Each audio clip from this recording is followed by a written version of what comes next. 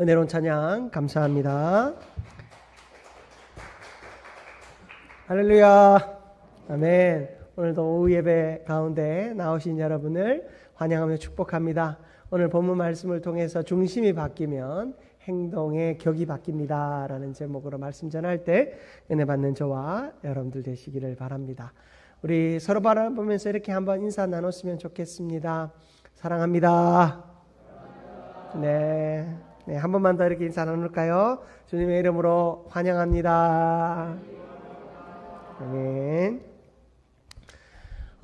우리 가운데 참 주어진 예배라고 하는 것, 주일날 우리가 마음껏 드릴 수 있는 이 예배는 참 소중합니다. 그러나 이 예배만큼 소중한 것이 있는데 그 예배를 구성하는 다양한 요소들입니다. 우리가 예배가 시작되기 전에 안내하며 또 찬양하는 시간이 있습니다. 아니, 이 예배를 준비하기 위하여서 또 찬양을 미리부터 준비하고 청소하고 또 음식을 준비하는 손길들이 있습니다. 그리고 이 예배 가운데 나와서 또 시간 어떤 이들은 헌금을 하나님 앞에 올려드리며 또 헌금위원으로 섬기며 또 이 헌금하는 것을 또 우리가 마음으로 드리는 그 시간, 준비하는 그 시간, 그리고 제가 여러분을 위하여 말씀을 준비하고 또 그 말씀을 선포하는 것, 그리고 나서 나중에 광고하고 그리고 이 예배가 마쳐지는 모든 시간까지 함께 일하는 모든 손길들, 사실은 어느 것 하나 소중하지 않은 것이 없습니다. 목회자가 제일 이렇게 조심해야 할 것들은 이 예배에서 이 말씀이 제일 소중하니까 다른 것을 소홀히 여기는 것입니다. 성도들이 은혜 받을 때 사실 말씀을 통해서도 은혜 받지만 또 이 예배당에 들어왔을 때 이 쾌적한 공기 때문에 은혜 받기도 합니다. 또 말씀 가운데 들어왔을 때 누군가가 찬양하는 모습을 통해서 은혜 받기도 합니다. 어떤 이들은 주일날 지쳐 와서 말씀도 잘 듣지 못했는데 식당에서 먹는 저 밥 한 그릇 때문에 힘과 용기를 얻고 돌아가 한 주간의 삶을 살아가는 이들도 있습니다. 여러분, 그러므로 우리의 예배는 모든 것이 소중합니다.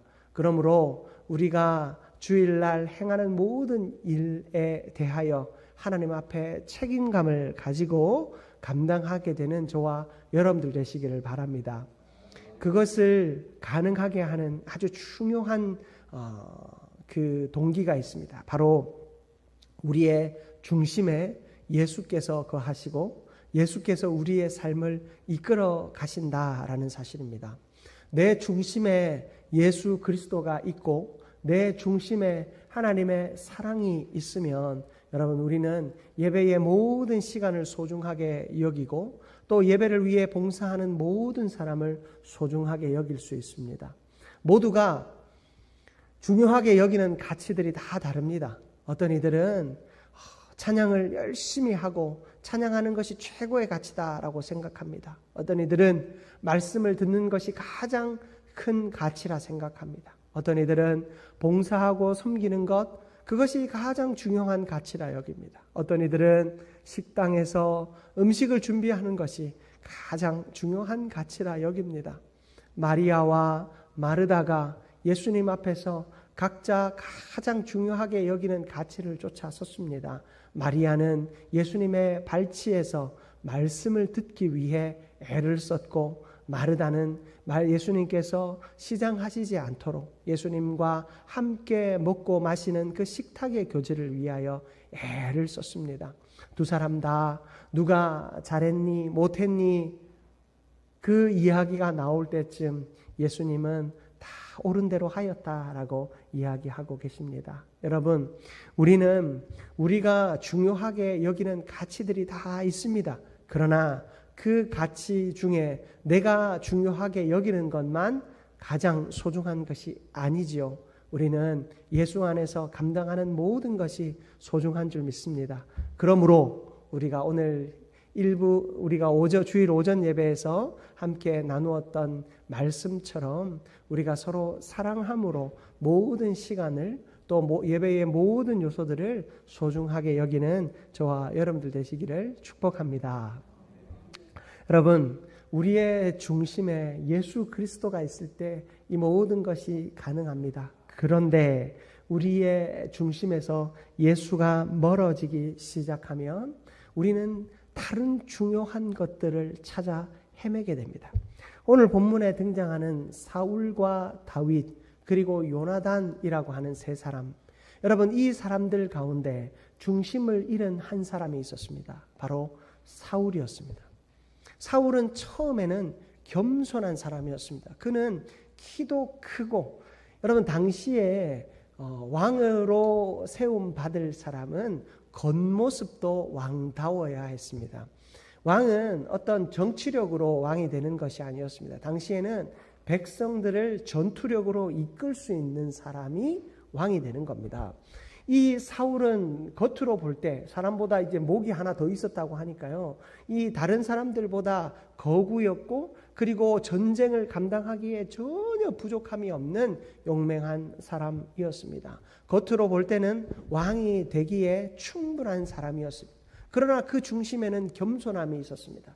그는 정말로 그 수레 뒤에 숨을 정도로 스스로가 왕이 될 것이다 라고는 생각도 하지 않은 사람이었습니다. 겉으로 볼 때는 모두가 왕의 깜이라고 생각했지만 스스로는 겸손했던 사람이었죠.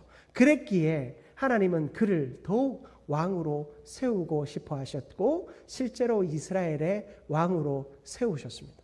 그런데 그의 중심이 처음에는 하나님을 향한 마음과 하나님을 향한 겸손이 있었지만 그의 중심이 점점 교만함으로 바뀌어져 갈 때 하나님은 그를 버리셨습니다. 그를 버리심으로 그에게 하나님의 영이 떠나고 악령이 그에게 임하게 되죠. 불안했습니다. 악신이 그에게 임하니 모든 순간이 불안했습니다. 자신을 향한 모든 눈빛이 자기를 공격하는 것 같고 자기보다 잘난 사람을 도저히 두고 볼 수가 없는 상태가 되었습니다. 그때 그 악신이 든 자신의 심령을 다스려 줄 수 있는 한 사람, 다윗을 하나님은 그 옆에 붙여주셨습니다. 그런데 그 다윗이 연주하는 그 연주와 노래와 처음에는 그것으로 평안을 얻었지만 다윗이 더 뛰어나고 다윗이 더 그 군사적으로도 힘을 얻어가기 시작하는 것을 볼 때 저 사람이 나를 죽이고 자기가 왕이 되려 하는구나, 그런 착각에 빠지게 되고 창으로 다윗을 죽이려 한 것입니다. 악신이 들어서 중심을 잃어버린 사람은 모든 것을 의심스럽게 바라보고 의심스럽게 바라보는 그 상황 속에서 스스로가 계속해서 병이 들어갑니다. 그러나 하나님을 중심으로 모신 두 사람, 다윗과 요나단은 어떠했습니까? 하나님을 의지하며 하나님의 정의로 살아갔습니다. 다윗은 어떻죠? 다윗은 겉모습은 얼굴이 붉고 용모가 아름다운 사람이었어요. 쉽게 말해서 왕의 깜이 아니었어요. 지금으로 치면 아이돌 정도 아주 멋진 노래도 잘하고 시도 잘 읽고 모든 것이 뛰어난 사람 아닙니까? 얼굴까지 예뻐요. 그러면 지금으로 치면 아이돌이나 할 사람이에요. 그런 사람이 왕이 된다라는 것 아무로도 신경 쓰지 않았습니다. 그러나 하나님은 그의 중심을 보셨습니다. 그의 중심에는 겉모습으로 나타나지 않는 참 용기가 그에게 있었습니다. 하나님 의지하니 그 양들을 공격하는 맹수들이 사자나 곰이 하나도 두렵지 않았습니다. 사자의 입을 찢어버릴 정도의 용맹함이 그의 마음 가운데 있었던 것입니다. 하나님을 중심에 모신 사람의 결정적인 차이가 바로 이 다윗을 통해 드러났습니다. 그리고 이 요나단이라고 하는 사람은 어떻습니까? 요나단은요, 다윗을 사랑하였습니다. 오늘 본문 19장 1절 말씀 하반절에 보면 사울의 아들 요나단이 다윗을 심히 어떻게 했다고요? 좋아함으로라고 기록하고 있습니다.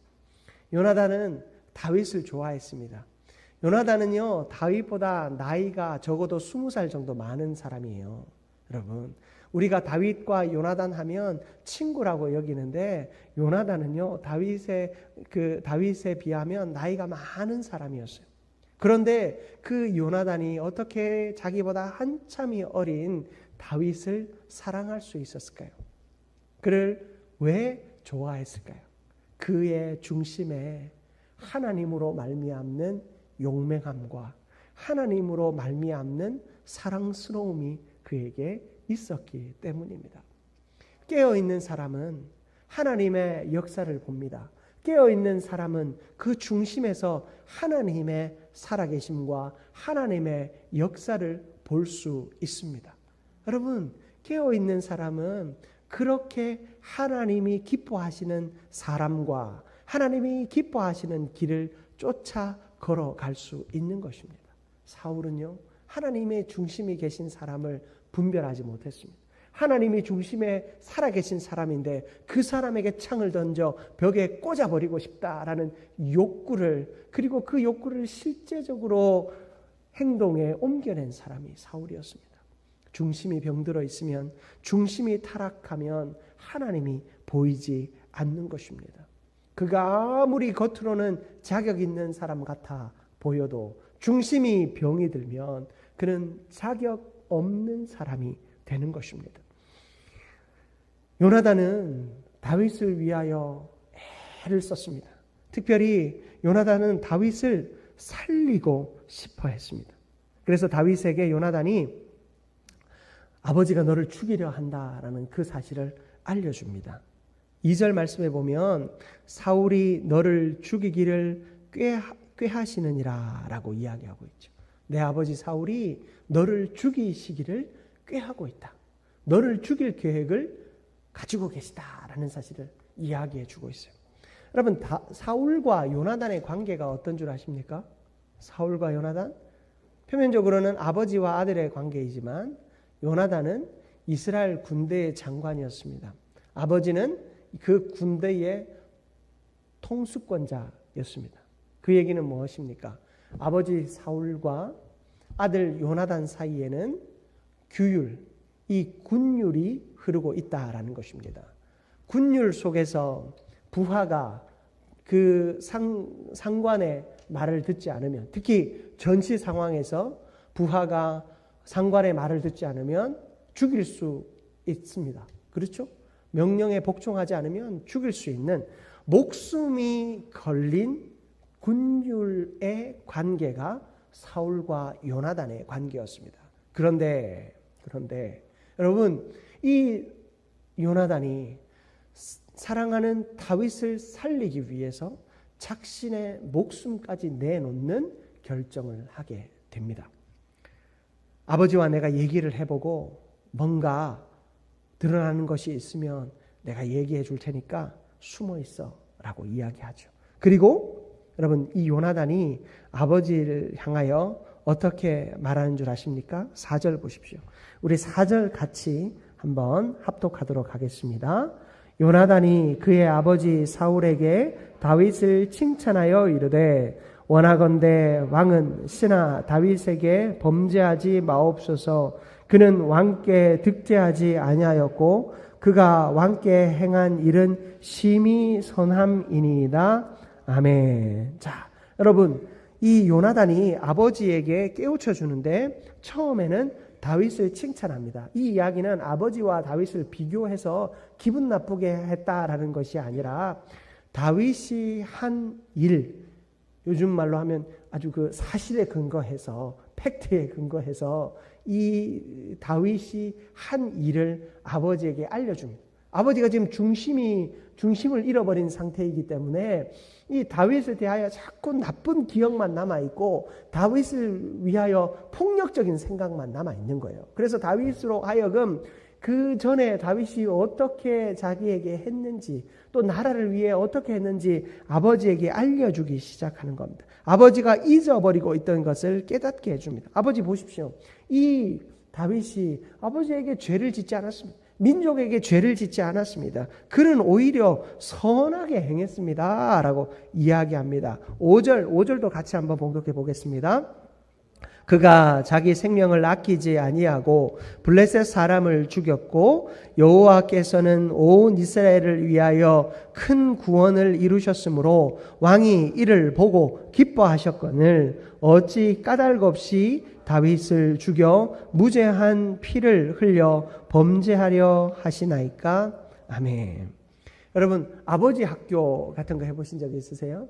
아버지 학교 옛날에 유행했었잖아요. 아버지 학교에는 부부에 대한 이야기도 있지만 부모와 자식 간의 이야기들을 많이 다룹니다. 그때 이 아버지들이 존중받지 못하고 또 아버지가 아버지로서 살아가지 못하는 삶을 깨닫게 해주는 여러 그런 프로그램들을 진행해요. 그 가운데 내가 아버지로서 자식들에게 어떻게 사랑받았었는지를 기억나게 해줘요. 아버지들이 대체로 나중에 어떤 마음을 가지고 있느냐, 특히 이제 아버지 학교에 참여하시는 분들은 이제 상처를 많이 받으신 분들이에요. 누구한테? 사랑하는 자식들한테 상처를 많이 받은 사람들이에요. 여러분, 청소년 되면 자식들이 청소년 때 제일 무섭잖아요. 중2 정도 되면 그 북한도 무서워한다는 그 중2 정도 되면 어떻습니까? 막 부모에게 반항하고 그렇죠? 그리고 아버지가 나한테 해준 게 뭐 있냐고 막 이야기를 해요. 막 그러면 막 속이 뒤집어지죠. 속이 상하고 괴롭습니다. 이 요나단이 이 사울에게 이야기합니다. 아버지가 그로 인하여서 큰 기쁨을 얻지 않았습니까? 아버지도 그가 한 일을 보고 기뻐하지 않았습니까? 라고 이야기합니다. 다윗이 아버지 앞에 정직하게 행했을 뿐만 아니라 자신의 목숨까지 내놓고 아버지를 위해 충성했습니다. 아버지 그거 기억 안 나세요? 아버지가 그 다윗이 한 일을 보고 그때는 얼마나 행복해 했습니까? 그때를 기억나게 해줍니다. 그러자 사울이 어떻게 말합니까? 우리 6절 말씀 같이 한번 봉독해 봅니다. 사울이 요나단의 말을 듣고 맹세하되 여호와께서 살아계심을 두고 맹세하거니와 그가 죽임을 당하지 아니하리라. 아멘. 여러분, 이 요나단의 행동을 통하여서 사울이 마음을 돌이키게 됩니다. 여러분, 중심이 하나님 앞에 있는 사람의 영향력은 이렇게 큽니다. 지도자의 잘못된 판단과 결정까지도 바꾸어 줄 수 있는 사람이 중심이 깨어 있고 중심이 하나님께로 예수 그리스도께로 향하여 있는 사람의 능력입니다. 여러분, 우리가 흔히들 우리 장로님들이, 우리 교회 아니고요, 다른 장로님들이 장로의 역할에 대해서 이렇게 생각합니다. 목사를 견제하는 사람이다 라고 생각합니다. 여러분, 장로님들은 목사님을 견제하는 사람이 아니고요, 목사님이 바른 판단과 바른 생각을 할 수 있도록 도와주는 사람이죠. 그런데 장로들도 마음이 비뚤어져 있고 담임 목사도 마음이 비뚤어져 있으면 여러분, 그 교회는 죄송합니다. 이런 표현 써서 죄송합니다. 망하는 겁니다. 여러분, 누군가는 중심을 지키고 있어야 됩니다. 죄송합니다. 다 중심을 지키고 있어야 합니다. 그러나 그 잠깐의 실수로 중심을 잃을 때에 그 바로 갈 수 있도록 해줄 수 있는 사람은 곁에 있는 사람입니다. 그런데 그 곁에 있는 사람이 마음이 삐뚤어져 있으면 그 공동체는 무너지게 되어 있습니다. 그러므로 여러분, 우리는 서로가 서로를 세워주고 서로가 서로의 잃어버린 중심을 찾게 해주는 사람이 되어야 하는 것입니다. 여러분, 저도 여러분을 향해서 말씀을 준비하면서 여러 가지 기도하며 준비할 때 여러분의 중심이 바로 서기를 늘 구하며 기도합니다. 말씀을 준비합니다. 여러분 또한 저를 위해 기도해 주셔야 돼요. 제가 여러분에게 부탁드립니다. 여러분들이 저를 위하여 기도해 주실 때에는 김영건 목사님이 말씀을 준비할 때 또 주의 일을 감당할 때 중심이 바로 서게 하여 주옵소서. 중심을 잃지 않게 해 주옵소서. 여러분, 그렇게 기도해 주셔야 돼요. 우리가 서로가 그 중심을 바로 세워갈 때 그 안에서 하나님의 역사가 이루어지게 되는 것입니다. 사울은 중심을 잃어버리니까 다 자기를 공격하는 사람 같이 여겨요. 다 자기를 해롭게 하는 사람인 것처럼 여깁니다. 이 사람은 처음부터 사울이 느끼기로 다윗은 처음부터 자기를 괴롭히고 또 자기의 왕위를 찬탈하기 위해서 처음부터 의도적으로 접근한 사람이다라고 생각합니다. 그러나 그 아들 요나단을 통하여 사울이 깨닫습니다. 아, 다윗은 처음부터 그랬던 사람이 아니었구나. 내 마음이 삐뚤어졌구나. 내가 지금 내 시야가, 내 마음이 왜곡되어 있구나. 그 사실을 깨닫게 되었습니다. 여러분, 마음의 중심이 바로 세워져 있는 사람은 격이 다른 행동을 합니다. 요나단은요, 아버지 편에서 이 다윗을 미워하지 않았습니다. 그리고 다윗의 편에서 아버지를 미워하지 않았습니다. 그는 중간에서 무엇이 하나님의 중심인지, 무엇이 하나님의 뜻인지를 헤아리며 하나님의 뜻대로 다윗에게 대하고 사울에게 대했습니다. 그러므로 두 사람 사이에서 평화를 이끌어내게 된 것입니다. 물론 이것이 참으로 안타깝게 잠깐의 평화였지만 그래도 하나님은 우리에게 분명한 교훈을 줍니다. 하나님 안에서 중심이 바로 세워져 있는 사람은 중심이 어긋난 사람을 제자리로 갖다 놓을 수 있는 그런 선한 영향력이 있다라는 사실. 그리고 군법에 의해서, 군율에 의해서 죽임을 당할 수도 있는 처지였지만 목숨 내놓고 하나님을 위해서라면, 그 중심을 바로 세우는 일이라면 목숨이라도 내어놓고 일할 수 있음을 우리에게 보여주고 계신 것입니다. 사랑하는 성도 여러분, 하나님은 우리를 향하여 그 중심을 보는 분인 줄 믿습니다. 그러므로 우리의 중심이 하나님 안에서 깨어 있기를 소원합니다. 그리고 하나님 앞에 우리의 중심이 바로 세워져 있기를 소원합니다. 우리의 중심은 예수 그리스도, 그 예수 그리스도의 능력과 그 예수 그리스도의 이름과 예수 그리스도의 구원하시는 그 사랑으로 가득 채워져 있어야 할 줄 믿습니다. 여러분, 그러므로 우리가 말씀 앞에 늘 깨어있는 저와 여러분들 되시기를 바랍니다. 여러분, 우리가 말씀이 또 예수 그리스도로 말미암아 우리의 중심이 채워져 있고 우리 중심이 깨어 있으면 우리가 오늘 오전 예배 때 함께 들었던 말씀처럼 우리가 진정으로 사랑할 대상들을 찾고 그 대상들을 향해 사랑할 수 있게 되는 것입니다. 교회 생활을 하다 보면 제가 깨달은 바가 있습니다. 모두가 사랑하는 것들이 다르구나라는 겁니다. 제가 이거 사실은 오전 예배 때 하고 싶었는데 시간이 조금 짧아서 제가 못한 말씀인데요. 누구나 사랑하는 대상이 있더라는 거예요. 제가 설교 시작할 때 말씀드렸듯이 어떤 사람은 이 성가대를 아주 사랑합니다. 그래서 신앙의 제일 목표가 성가대. 그래서 심지어 뭐 오후 예배 시간인데도 어떤 찬양대는 막 연습하고 있어요. 오후 예배 들어오라고 하면 이제 충분히 연습했지 않냐. 들어오라고 하면 이 정도 연습해서는 안 된다고, 더 해야 된다고 하면서 성가대 연습을 열심히 시킵니다. 지휘자분께서. 그러면 그 오후 예배는 안 들어오는 거예요. 그래서 교회 안에 그게 시험거리가 자꾸 돼요. 그분의 중심을 모두가 알고 있습니다. 하나님 앞에 올려드리는 찬양을 준비 없이 올려드리는 거, 그건 하나님이 기뻐 받으시지 않는다. 이 한 구절 한 구절, 한 마디 한 마디 최선을 다해 연습해서 서자.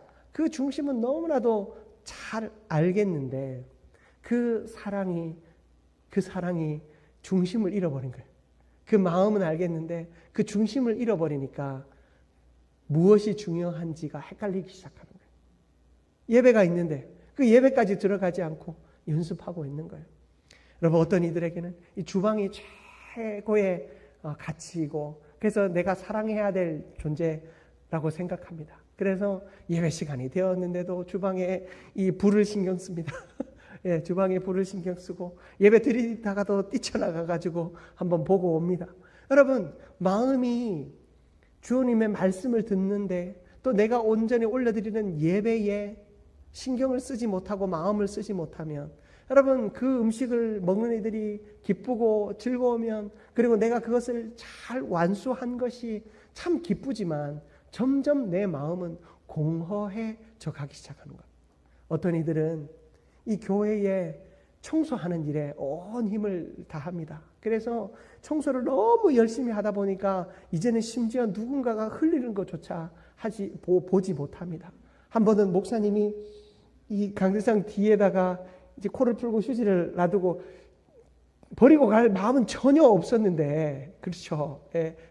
버리고 갈 생각은 전혀 없었는데 코를 풀고 옆에 뒀다가 나중에 갈 때 가져가야지 했다가 잊어버리고 그냥 간 거예요. 그러니까 목사님이 휴지를 코를 풀고 아무데나 버리고 다닌다고 그게 속이 상해가지고 계속 얘기하고 다니고. 여러분 그렇게 하면 점점 중심을 잃어가는 거예요. 여러분 우리가 무언가 하나 사랑할 수 있고 내가 헌신의 자리를 사랑하고 또 열심을 다해 내가 감당하는 거 너무 좋습니다. 그러나 우리가 중심을 지킬 때 그것이 하나님 앞에 칭찬받는 일이 되고 그것을 통해서 내가 자만하지 않게 되고 그것을 통해서 내가 하나님 앞에서 또 교회 가운데에서 기쁨이 될 수 있는 줄 믿습니다. 그러므로 우리가 중심을 잘 지켜서 헌신하고 봉사하는 저와 여러분들 되시기를 바랍니다.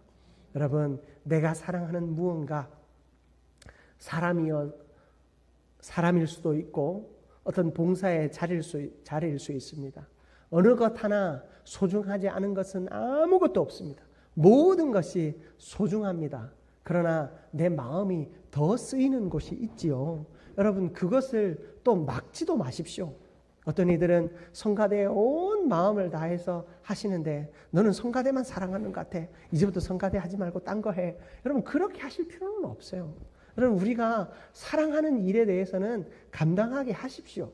그러나 그가 중심을 지킬 수 있도록 우리가 함께 기도하고 요나단과의 같은 역할들을 하는 것도 참 중요합니다. 그러므로 여러분 제가 말씀드립니다. 여러분들이 하나님 안에서 신앙의 중요한 가치라 여기는 것에 대해 내가 좀 더 애를 쓰고 힘을 다해 하는 것에 대해 열심히 하십시오. 그리고 또 격려도 해드리겠습니다. 그리고 서로가 격려도 해주십시오.